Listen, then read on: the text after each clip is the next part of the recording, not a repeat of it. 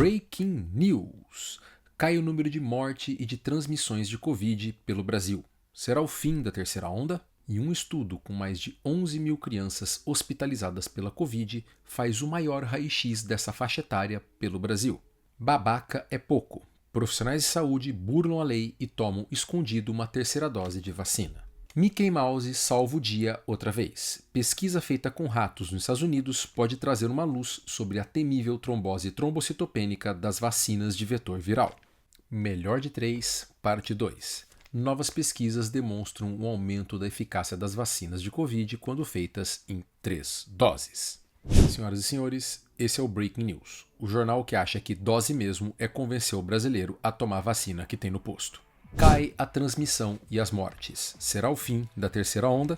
É isso aí, pessoal. Vários canais já estão veiculando o fato de que a média móvel de mortes está se aproximando do número de 1.500. Isso não acontecia desde março desse ano. E também o RT, que é aquele número de quantas pessoas passam para quantas pessoas, caiu para menos de 1, o que significa que, se continuar nesse ritmo, o número de contaminados vai diminuir a cada dia que passa. Ótimas notícias para tudo quanto é lado. Glória a Deus. O problema, como sempre, é a mania que nós brasileiros temos de comemorar antes da hora. Essa queda no número de mortes e de contaminação se deve ao fato de que houve sim uma diminuição da mobilidade urbana comparando esse mês com o mês passado. Talvez por causa do próprio inverno. E também porque teve um aumento expressivo no número de vacinações. Afinal de contas, a maioria das cidades começaram agora a disputar para ver quem vai ser a primeira capital a completar o seu esquema vacinal. É o tipo de competição que é benéfica. Mas é bom lembrar, o pior do inverno ainda não chegou e a variante Delta acabou de aparecer por aqui. Em todos os países onde ela se instalou, teve um aumento no número de transmissão. Então se espera que aconteça isso aqui também, independente de vacinas. Por isso, não é hora de esmorecer. É hora de transformar essa pequena vitória numa grande vitória. Vamos continuar se vacinando. Primeira ou segunda dose, não importa. Chegou a tua vez, vai pro posto. Independente da vacina. Toma o que tiver lá agora, depois a gente pensa no futuro. Segundo lugar, distanciamento social. Terceiro, o uso de máscaras. Quanto mais máscaras, melhores. Aproveita que tá o inverno, começa a usar máscara que deixa o rosto quentinho e evita a questão de você pegar um resfriado também. Meu maior sonho, gente, é que meus diários do caos 5 e 6 se tornem péssimas previsões. Que vocês vinham aqui encher meu saco que eu tava errado, que eu fui alarmista. Se isso acontecer, eu juro pra vocês, eu vou dizer, eu tava mesmo com um sorriso no rosto. Vamos lá, vamos tornar o que eu disse besteira.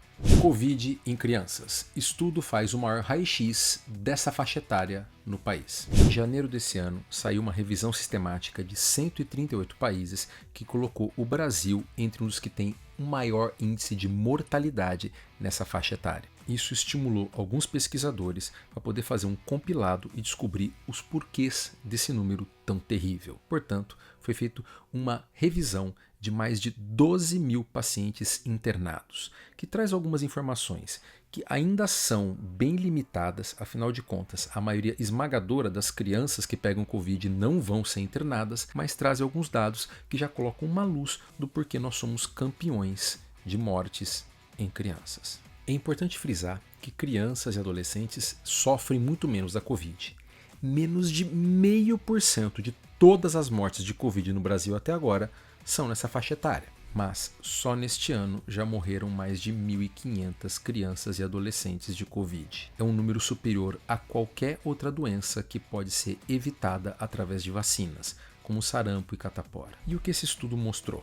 Bem, principalmente que os dois maiores fatores de risco para crianças morrerem de Covid é idade e comorbidades. Crianças menores de 2 anos têm um risco 2,5 vezes de morrer de Covid comparada com aquelas que estão entre 2 e 11 anos. Além disso, os adolescentes que estão entre 12 e 19 também têm um risco de 1,5 vezes maior de morrer do que esse grupinho mais protegido dos 12 aos 11. Outra coisa que aumenta muito o risco são as comorbidades. Doenças cardíacas, doenças renais, crianças transplantadas ou em tratamento oncológico.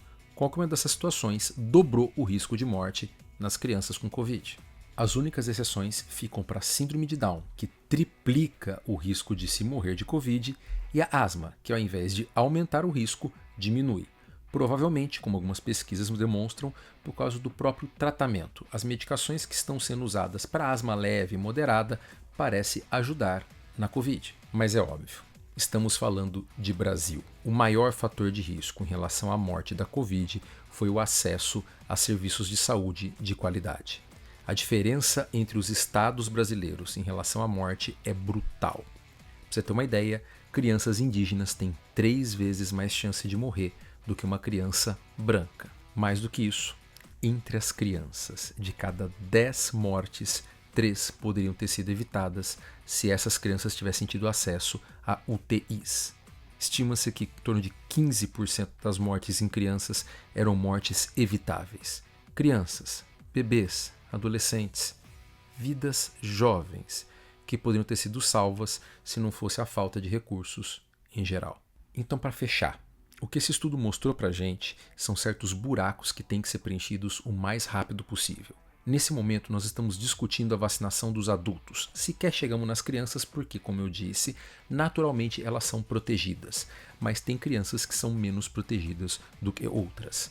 Vai chegar o momento onde a gente tem que começar a pensar se certos grupos, como as crianças com comorbidades, os indígenas ou populações carentes de alguns estados brasileiros, já não deveriam estar vacinando os seus adolescentes, as suas crianças, antes mesmo do que jovens de 20 a 30 anos. Porque eu sei, cada morte de Covid é uma tragédia, mas quando uma criança morre, é uma tragédia sem igual. Pega na mentira. Profissionais de saúde são pegos no flagra enquanto tentavam tomar a sua 3ª dose de vacinas da Covid. Pessoal, essa notícia está aqui só para que a gente possa frisar e reforçar algumas coisas. Esse é o tipo de profissional que não entendeu como funciona a vacinação. Para que serve uma vacinação? Qual é o verdadeiro objetivo de dar o máximo de dose possível para as pessoas na rua? Você tomar 3, 4, 5, 6 doses não te protege mais do que todo mundo à tua volta está vacinado. Eu estou falando isso desde o Breaking News 1.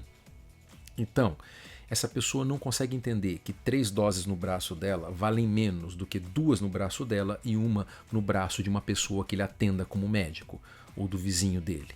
Então, é aquela frase que eu vou frisar aqui e eu vou martelar nisso toda vez que eu puder. Neste momento, pensar no outro é a atitude mais egoísta que você pode tomar. Você quer salvar a tua vida? Você quer pensar só no teu umbigo? Pois bem, olhe para o teu próximo. Convença o teu vizinho, convença o teu paciente, convença o teu cliente a tomar vacinas. Essa é a atitude mais egoísta que você pode tomar nesse momento. Stuart Little, seu lindo. Pesquisa feita com ratos pode colocar uma luz sobre como acontece a trombose trombocitopênica tão temida nas vacinas de vetor viral. Pessoal, eu tenho que fazer um disclaimer gigante aqui e colocar para vocês que isso é uma pesquisa básica. O que quer dizer isso? É aquele tipo de pesquisa que levanta uma bola que outras pesquisas maiores vão ter que cortar. Que nem no vôlei. Tá bom, Adriano, já fez todos os seus disclaimers, mas o que essa pesquisa feita em ratinhos mostrou? Simples. Eles pegaram a vacina da AstraZeneca e ao invés de dar no músculo do ratinho, eles injetaram na veia. O que aconteceu? Eles conseguiram um número considerável de ratinhos que tiveram a famosa trombose trombocitopênica induzida por anticorpos contra o fator PF4 de plaquetas, ou a trombose trombocitopênica induzida por vacinas, VIT. Lembra que eu sempre falei para vocês que essa doença é mais uma doença autoimune do que uma trombose, que ela não tem relação com fatores de risco, o fato de você ter tido trombose ou não? Pois bem, a gente está falando de ratinhos saudáveis, que não tinham nenhum tipo de doença e que a única coisa que foi feita a vacina foi feita na veia deles e eles tiveram esse problema. Então vamos lá. Dá para replicar isso e dizer que nos humanos é a mesma coisa? Não. Dá para dizer que todas aquelas tromboses trombocitopênicas, os 400 casos que teve na Europa, são culpa disso? Não. Mas talvez alguns desses casos, ou até a maioria deles, tenha acontecido por acidentes de punção.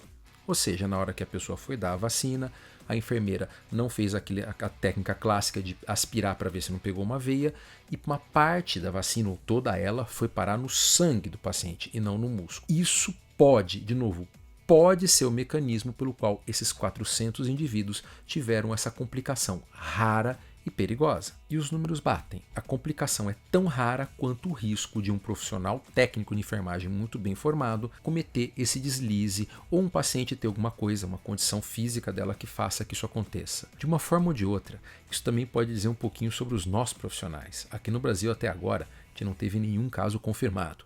Pode ser que aqui, por a gente ter uma experiência muito maior em vacinação em massa, que esse tipo de evento, o evento do técnico de enfermagem pegar uma veia em vez de pegar um músculo, aconteça menos. Profissionais mais treinados, com mais mão. Mas, mais uma vez eu vou repetir, quer dizer que você tem que brigar com o profissional de enfermagem quando for dar a tua vacina? Não. Você tem que sair chorando e gritando se sair um pouquinho de sangue na hora que você tomar a sua vacina?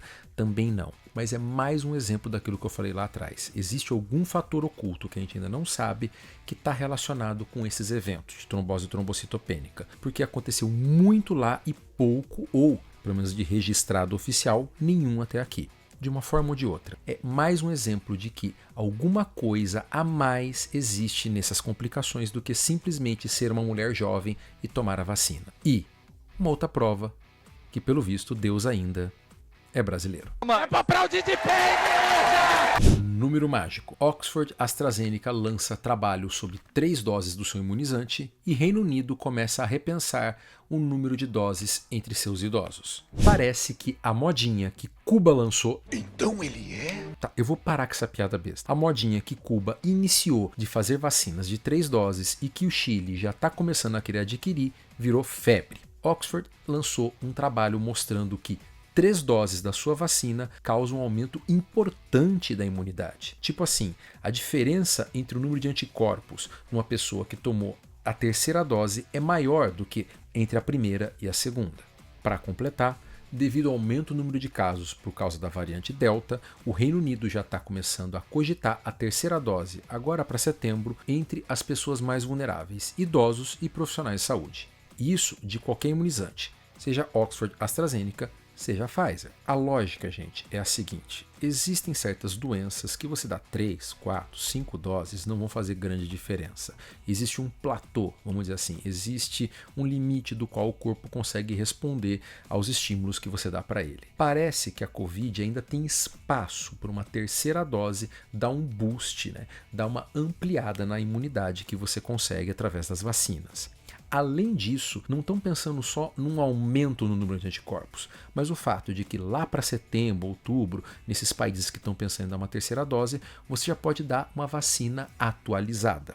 Uma vacina que possua, né, a espícula P das variantes. Lembrando que a vacina de RNA mensageiro, vacina de Oxford ou mesmo a Coronavac não precisam necessariamente ter os imunogênicos de apenas uma única variante. Você pode ter, num único shot de vacina, 4, 5, 6, dependendo da situação, 10 tipos de variantes diferentes. Por isso, eu estou trazendo essa notícia aqui no final para poder fechar aquilo que a gente conversou durante esse Breaking News inteiro. Gente, vocês não têm que se preocupar com a vacina que você vai tomar agora, porque talvez a vacina que vai resolver o teu problema, o teu como indivíduo, é a vacina que você vai tomar depois, a sua 3ª dose. A 1ª e a 2ª dose que você vai tomar agora aqui no Brasil é para você conseguir esfriar o processo, diminuir o número de casos, esfriar essa loucura que está sendo a 3ª onda, que mesmo diminuindo ainda é maior que a maioria dos países. Toma uma vacina, não importa qual seja, ajuda um pouquinho que seja a diminuir a transmissão. Quando a gente tiver um número baixo de doentes, um número baixo de pessoas passando para outras pessoas, e daí a transmissão vai se tornar tão lenta ao ponto de a gente poder respirar, trazer essas novas vacinas atualizadas e pensar em fazer uma revacinação do país inteiro.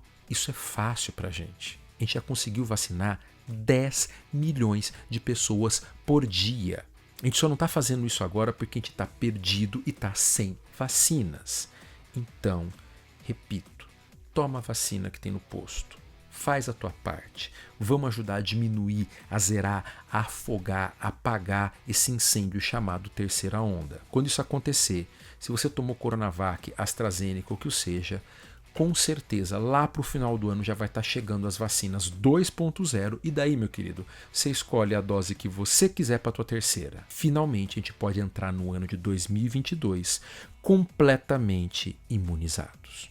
E essa foi mais uma edição do Breaking News. E eu vou repetir. Tô chegando na minha terceira dose de vacina e até agora não me deram um pirulito sequer.